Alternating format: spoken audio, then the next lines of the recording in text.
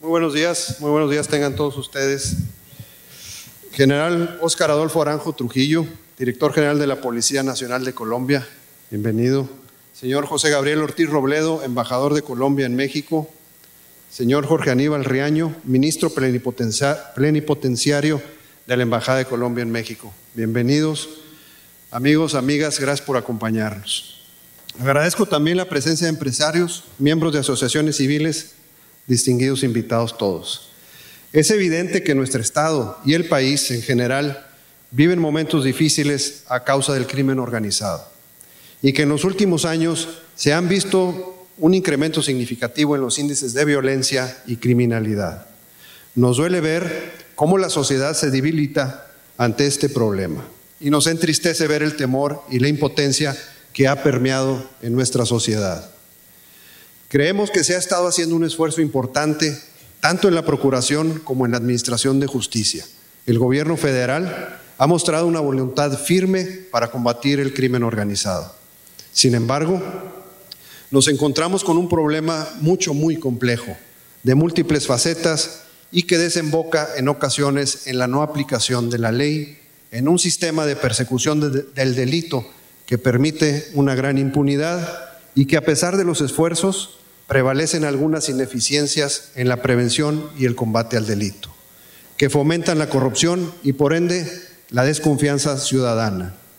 En nuestro país, solo el 2% de los delitos que se cometen son sancionados y solo el 22% de las víctimas acude a las autoridades por la desconfianza ante corrupción e ineficiencia prevalecientes en los ministerios públicos y en los juzgados.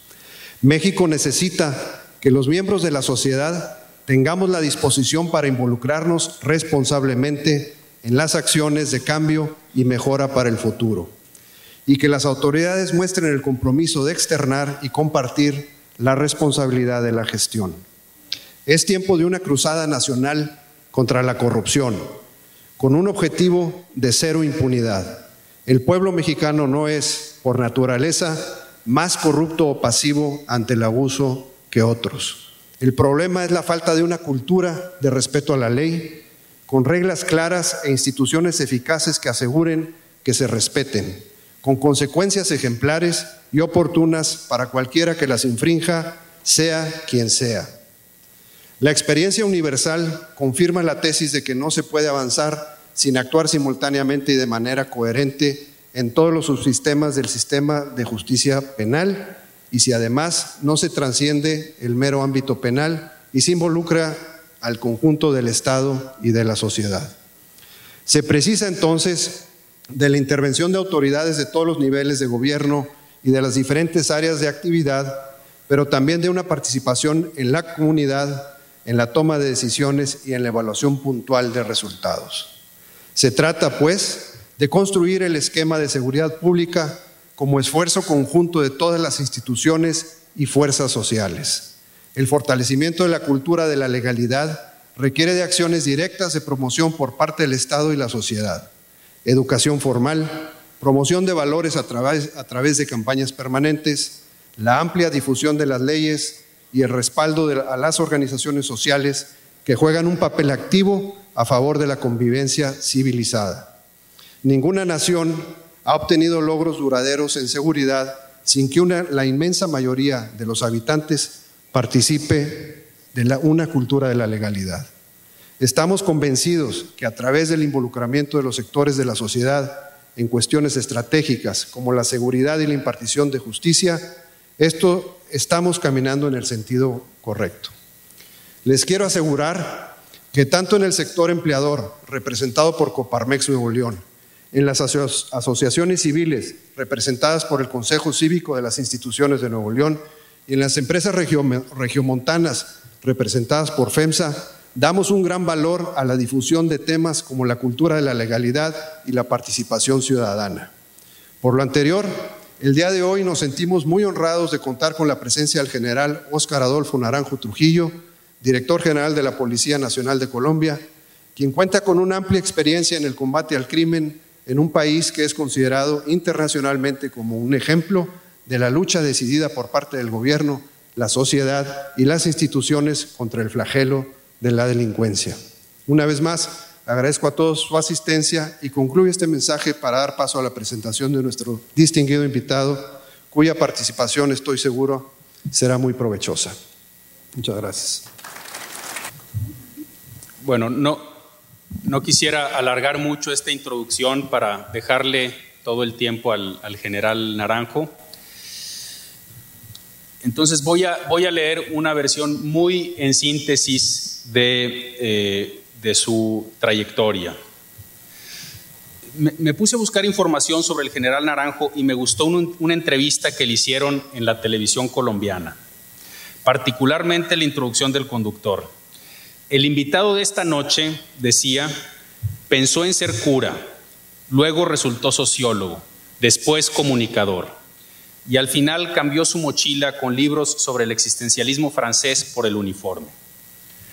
Más adelante en la entrevista, el ahora general le responde: antes de tomar la decisión, nunca había pensado en ser policía, pero después de 33 años de serlo, descubro que ser policía implica ser un poco sociólogo, ser muy comunicador y tener una voluntad de servicio alta. Paso a hacer la síntesis de su formación y trayectoria profesional. El general Naranjo nació en Bogotá en el año de 1956. Su formación llama la atención por la amplitud de temas que abarca. Es administrador policial con posgrado en seguridad integral, diplomado de Dirección General para la Policía Nacional en el Instituto de Alta Dirección Empresarial. Ha tomado cursos en inteligencia, contraguerrilla, policía judicial, estupefacientes y psicotrópicos, seguridad bancaria, materia procesal y penal, seguridad privada, tratamiento de la información. En Estados Unidos realizó el curso en tácticas antiterroristas del Departamento de Estado de Estados Unidos, el curso de antinarcóticos impartido por la DEA y un seminario sobre organización y técnicas para la prevención del delito del FBI. Entre lo más destacado en su trayectoria profesional está el haber trabajado como subteniente en la Escuela de Suboficiales Gonzalo Jiménez de Quesada, en la Dirección Docente de la Policía Nacional, en la Dirección Central de Policía Judicial y con el grado de capitán en la Escuela Nacional de Policía General Santander. También ha trabajado como capitán de la policía, fue jefe del grupo de contrainteligencia de la División de Información en la Dirección de Policía Judicial e Inteligencia. Trabajó en comisión en el Departamento Administrativo de Seguridad y luego, en el 2005, pasó a la Dirección de Inteligencia de la Policía, donde alcanzó el grado de teniente coronel. Se ha desempeñado como agregado policial de la Embajada colombiana en diferentes países del mundo. Como coronel asumió como jefe de la Oficina de Gestión Institucional para luego ir a comandar la Policía Metropolitana de Cali. El 17 de mayo del 2007 fue nombrado director de la Policía Nacional por el presidente Álvaro Uribe y el 10 de diciembre de 2010 fue ascendido a general 4 estrellas por el presidente de Colombia, Juan Manuel de los Santos, siendo el primer y único policía de Colombia en ostentar este cargo. Dentro de su trayectoria hay episodios de liberación de secuestrados, de combate a la guerrilla, de diseño de planes para proteger a magistrados amenazados por el crimen organizado, pero de todo eso creo que es mejor que él les platique. Los dejo con el general Óscar Adolfo Naranjo Trujillo. Bienvenido.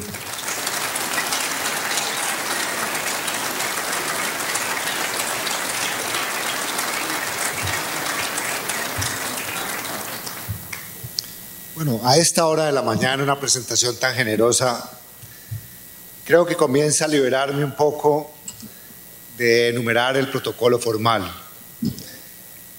Agradeciendo de antemano las palabras de don Alfonso Garza, esta presentación que, repito, nos estimula a los colombianos y particularmente a los policías de mi país a avanzar de manera integrada con sociedades, con pueblos como el mexicano que enfrentan las dificultades que todos conocemos. Déjenme en primer lugar saludar al señor José Antonio Fernández. Gracias a él ha sido posible nuestra visita aquí y de su equipo, de don Carlos Salazar, de Genaro. Un saludo especial a su distinguida esposa, doña Eva, y a todo este conglomerado de mexicanos, de empresarios, de generadores de confianza, de riqueza y de prosperidad no solamente para México, sino para todo el continente, diría para el mundo entero. La verdad, siento enorme emoción de estar aquí acompañado de nuestro embajador, el excelentísimo señor José Gabriel Ortiz Robledo.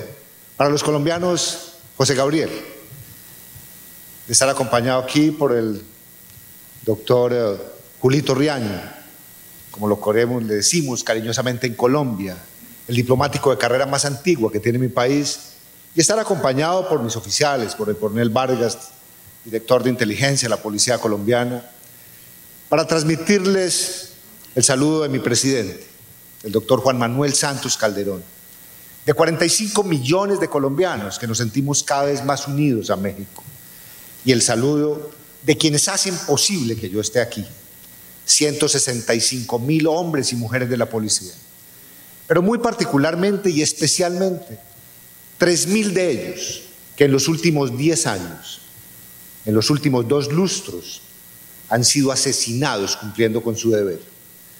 En nombre de esas familias, de mis policías, de esos héroes, estamos aquí. Y compartir con ustedes algo que nos hemos impuesto como una norma de vida cada vez que el director de la policía, de manera pública o privada, entra en contacto y en relación con la sociedad en Colombia o, como en este caso, en México. Decirles que mi institución tiene la tragedia hoy de constatar cómo ya superados 12 años, 11 de mis policías siguen secuestrados por terroristas de las FARC. Nos hemos impuesto, nos hemos propuesto, de alguna manera nos hemos prometido que el nombre de mi coronel Yesid Duarte Valero, un héroe que está ya privado de la libertad en compañía de 10 de mis colegas, esté siempre presente en nuestras intervenciones. Diría que resulta muy estimulante a un policía con 36 años de servicio, viniendo de donde venimos, de una tragedia originada particularmente por la violencia que genera el narcotráfico, compartir con ustedes algunas reflexiones, comentarios, que yo esperaría y pido disculpas anticipadas. Haré esfuerzos para no estar en ninguno de los dos extremos cuando se asoma un tema tan dramático como este de cómo superar el desafío, el reto y la amenaza narcoterrorista. En un extremo, uno podría venir aquí cargado de sueños, de ilusiones y hacer una presentación totalmente quimérica, distante de la realidad, para tratar de motivar una situación de superación. O en el otro extremo, podría incurrir en el error crítico y fatal de transmitir un mensaje totalmente pesimista, un mensaje apocalíptico, fatalista, que también sería imperdonable. Pensando un poco en guardar ese equilibrio, permítanme decirles que, dada la emoción y el compromiso que siento de estar aquí, cumpliendo esta cita con FENSA, pero en general con la sociedad mexicana y particularmente con la sociedad empresarial de liderazgo en Monterrey, en Nuevo León, recurrí y pido anticipadamente entiendan, comprendan y disculpen que haya recurrido a un señor que lo usamos en estos tiempos para todo. Tenemos la fortuna, los miembros de esta generación, de encontrarlo rápidamente ya en ese ciberespacio, rondando en todas las ideas, rondando por todas partes, a punto de ver cómo se empiezan a quebrar paradigmas que él mismo quebró hace unos años. Me encontré con una frase de Albert Einstein al final de su vida. Si me está oyendo Albert Einstein, por favor entienda que hay un policía hablando de él y que es muy raro que un policía hable de él y a lo mejor lo interprete mal. Pero la verdad, este señor al final de sus días resolvió compartir con sus discípulos, siendo él una persona bastante huraña y distante y obsecuente, unas palabras que realmente creo que deben ser el punto de inflexión para un policía colombiano frente a un auditorio de esta categoría. Dijo ese señor: lo que más amo en mi vida es el futuro, porque allí pasaré el resto de mis días. Y la verdad, creo que vale la pena estar aquí, porque el sentido de esta reunión es que nos podamos asegurar que reconociendo un pasado, enfrentando un presente, las nuevas generaciones, nosotros mismos, tendremos futuro. Cuando aparecen estos desafíos, cuando aparece la violencia y la muerte se vuelve cercana y ronda permanentemente en nuestras vidas y aparece ampliamente difundida y catapultada por medios de comunicación, la muerte tiende a inmovilizar. La muerte tiende a llevarnos a pensar que somos incapaces de modificar la propia realidad y que el futuro se hace difuso y gaseoso. Estoy seguro de ello. Todos compartirán nuestra idea, nuestro propósito, nuestro objetivo superior, superlativo de vida, en cuanto que, entre otras cosas, buena parte de lo que se define hoy como un liderazgo efectivo radica en la capacidad de crear confianza en el futuro. Y por eso, sin ser un soñador, sin ser un fatalista, diría que estamos aquí de manera práctica y fáctica. Primero, para reconocer la existencia de un problema, para hacer visible ese problema y para actuar en consecuencia para resolver ese problema. Y allí entraría en materia. La verdad es que cuando las sociedades hemos enfrentado distintas expresiones del crimen, pero muy particularmente la expresión narcotraficante del delito, hemos pecamos en el caso colombiano por lo menos, y discúlpenme que lo diga frente a ustedes, también en México, porque lo primero que ha debido hacerse, que es reconocer la existencia del problema, no se hizo. Y no se hace por una razón, porque en una sociedad donde estos señoritos del crimen, estos antisociales del delito, aparecen seduciendo a la sociedad, a las comunidades, a cada ciudadano con la opulencia del dinero fácil, termina quitándole mecanismos de defensa a esa sociedad para denunciar ese delito. El narcotráfico no se instala de un día para otro. El narcotráfico no genera esta capacidad de daño, directo o colateral, de manera repentina y circunstancial. Hay un proceso que normalmente se surte porque las autoridades, los gobiernos, la sociedad, fuimos incapaces de denunciarlo a tiempo. Hay que reconocer el problema y hay que reconocer probablemente esta equivocación para entender bien la dimensión de lo que enfrentamos. Déjenme poner un ejemplo que grafica mi afirmación. Cuando Colombia emprendió la lucha contra el narcotráfico, el llamado Cartel de Cali, al final de ese cartel, un individuo que no había aprendido a leer y a escribir, que era un analfabeto, que había estado de inmigrante ilegal viviendo en Nueva York distribuyendo cocaína, cuando la policía lo neutraliza, siendo él ya una persona de 57 años, y empezamos a hacer una revisión del emporio económico mafioso que había dejado, heredado en manos de organizaciones de fachada, de los llamados testaferros, de su propia familia. Encontramos que este individuo había acumulado una riqueza, parte de ella representada en 4,000 viviendas de lujo en una ciudad como Cali, que para ese momento era la tercera ciudad del país y tenía cerca de 1,5 millones, 2 millones de habitantes. La pregunta que nos hacemos es, ¿qué pasó para que un individuo que no sabía ni leer ni escribir, al final haya dejado una herencia de 4,000 viviendas? ¿Dónde estaba el Estado? ¿Dónde estaba la policía? ¿Dónde estaban los notarios? ¿Dónde estaban los arquitectos? ¿Dónde estaban la sociedad de ingenieros? ¿Dónde estaban en general los recaudadores de impuestos? ¿Dónde estaban los alcaldes? ¿Dónde estaba la prensa? Pues la prensa estaba obnubilada con la generación de una riqueza derivada de dinero fácil. Este ejemplo, lo que quisiera transmitir es que el acumulado de negación produce el empoderamiento de las mafias. Algunas sociedades hemos resuelto igualmente a veces reconocer el problema, pero pretendemos acallarlo y silenciarlo y no visibilizarlo. Y yo diría que una lección de la historia colombiana reciente de estas 3 últimas décadas es que no basta reconocer el problema. Es absolutamente necesario visibilizarlo, hacerlo público.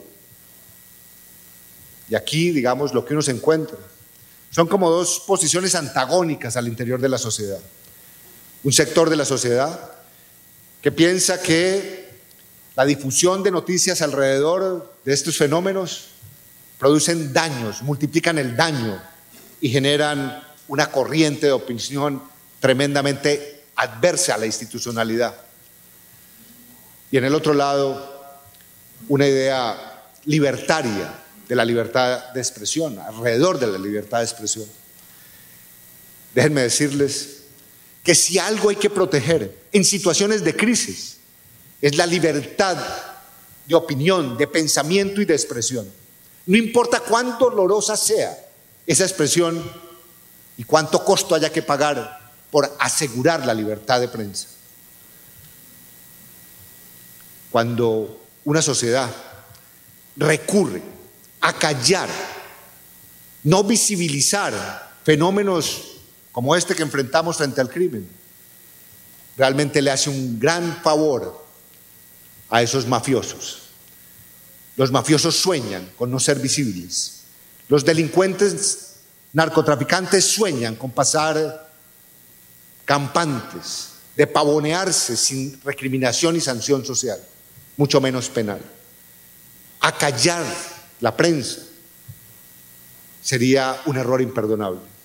Y por eso, en medio de todas las dificultades que plantea una proliferación de información pública alrededor de estos fenómenos, francamente lo que pensamos, según la experiencia colombiana, a la luz de principios y valores democráticos, es que visibilizar el problema supone proteger la empresa periodística, la función periodística y en general asegurar esa libertad de expresión. Pero no basta reconocer y visibilizar el problema, es necesario corregirlo, es necesario tomar acciones y actuar en consecuencia. Y debo decir que cuando una sociedad como la colombiana enfrentó estas dificultades, que de alguna manera se parecen bastante, aunque no puede haber un paralelismo entre el fenómeno colombiano y mexicano, yo diría, hubo también una cierta actitud en una zona de confort. ¿Cuál es la zona de confort? Que frente al problema, frente a la visibilización del problema, solamente cabe la crítica. Y la sociedad se vuelve poco propositiva y constructiva y abandona caminos de exploración para superar el problema. Para ir entrando, digamos, en asuntos concretos, de cara a un auditorio como el que ustedes representan, generadores de prosperidad, de mejor calidad de vida, de riqueza, como son los empresarios mexicanos, particularmente aquí en Monterrey, yo diría lo siguiente: una posibilidad grande del empresariado para empezar a movilizar la sociedad gira alrededor de la creación de espacios para que la reflexión y el pensamiento y las ideas con racionalidad se impongan sobre las emociones. Lo que sucede en una sociedad que empieza a ser atribulada por el delito, acorralada por el delito, amenazada por el delito, es que las autoridades nos volvemos autoridades de desempeño inercial, empeñadas en el día a día, tratando de contener el daño del día a día. Y al mismo tiempo la sociedad se vuelve crítica de esas autoridades y no genera un espacio para hacer un alto en el camino y repensarse como sociedad. Y repensarse para crear y fundar alternativas y explorar caminos de solución. Una función del empresariado hoy es crear ese espacio. Entre otras cosas porque, déjenme decirlo con respeto, estoy notando desde la distancia colombiana, medida en kilómetros, pero desde la cercanía informativa y de amigos en México, de relación con la institucionalidad mexicana, que hay como dos extremos propuestos como la solución a esta crisis de desafío que plantean los narcotraficantes y en general la delincuencia y el crimen organizado.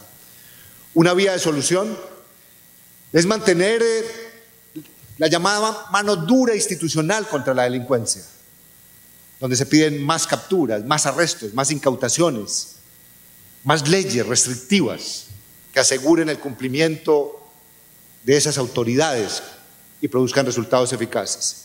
Y en el otro extremo, sectores de opinión que piensan que para qué esta lucha, que si más bien no valdría abandonarla, de alguna manera claudicar, si estábamos mejor antes que ahora que se ha declarado esa guerra contra el narcotráfico. Son los dos extremos que uno ve, digamos, en el horizonte de solución. Y francamente, déjenme hacer un par de reflexiones sobre esas dos salidas que no son solamente mexicanas, son muy usuales en sociedades presionadas por el crimen. Hoy por hoy, de manera, estimamos nosotros, equivocada, ha proliferado la idea de que el combate, la lucha contra el narcotráfico es un problema asociado a la salud pública a partir de reducción de demanda y de disminución de oferta. Se plantea esto como en términos de que hay un producto que intoxica, no se sabe incluso qué tanto intoxica y mata, y por lo tanto en el centro hay un problema de salud pública donde las autoridades deberíamos disminuir la oferta y reducir la demanda. Pues quiero decirles que el problema tiene esa arista, pero no es la única arista que tiene. Luchar contra las drogas en estados latinoamericanos, en democracias como las nuestras en construcción, con todas las limitaciones, vulnerabilidades, falencias de nuestra democracia, significa particularmente asegurar principios y valores democráticos. La verdad es que si no se combate el narcotráfico, sino que se combaten estas estructuras criminales, la acumulación de poder económico deriva en la acumulación de poder político y social para fundar sociedades sobre la base de antivalores. En últimas, si uno no combate el narcotráfico, corre el riesgo de lo que algunos especialistas, particularmente el llamado primer mundo, califican como el tránsito a estados fallidos o a narcoestados. Y la verdad es así. El narcotráfico no se conforma simplemente con multiplicar sus ingresos derivados del consumo y el incremento de una producción de narcóticos. Lo que hace esa mafia del narcotráfico es pretender comprar la sociedad, porque, debo decirlo con toda claridad, si hay un antivalor que esté haciendo daño a las comunidades, a las sociedades posmodernas, es la idea de que el dinero fácil lo puede comprar todo, puede comprar conciencias, puede comprar estados, puede comprar decisiones, puede comprar policías, fiscales, jueces, periodistas, empresarios. Y ustedes saben bien que no es así, que el dinero no lo compra todo. Cuando una sociedad cree que el dinero lo compra todo, termina produciendo el efecto más doloroso de esa subcultura mafiosa, que es la degradación del valor de la vida. Si hay algo que realmente impacte a una comunidad que se ve amenazada por el narcotráfico, es que el valor de